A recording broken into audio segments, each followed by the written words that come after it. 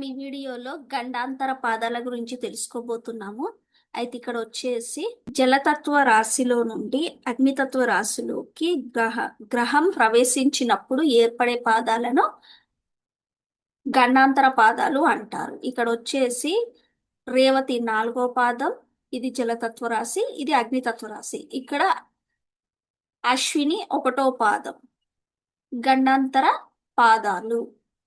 So ఇక్కడ వచ్చేసి మళ్ళీ జలతత్వ రాశి నుండి అగ్నితత్వ రాశిలోకి మారే క్రమంలో ఇక్కడ ఆశ్లేష 4వ పాదం, మఖ 1వ పాదం, జ్యేష్ఠ 4వ పాదం, ఇది జలతత్వ రాశి అండి.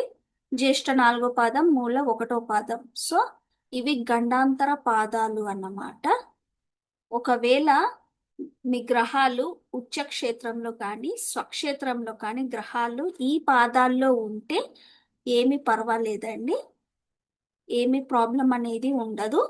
ఓల్డ్ స్టార్లో అనగా స్వ నక్షత్రంలో ఉన్నా కూడా గ్రహానికి ఏమి కాదు, గండాంతర పాదాల్లో ఉన్నా కూడా ఏమి కాదని తెలియజేస్తున్నాను.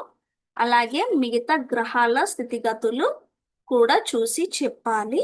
నా ఈ వీడియో మీకు నచ్చినట్లయితే లైక్, షేర్ అండ్ సబ్స్క్రైబ్ చేయండి. ధన్యవాదాలు.